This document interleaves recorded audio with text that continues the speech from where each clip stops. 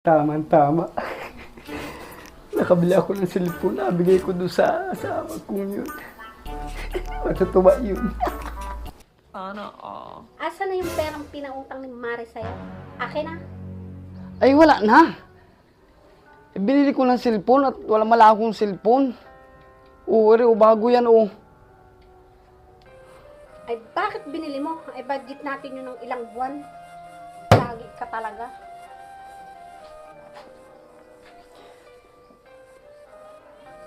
Makakain na tayo, paghahain na.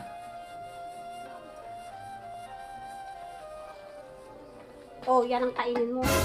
Ito ang tubig. No.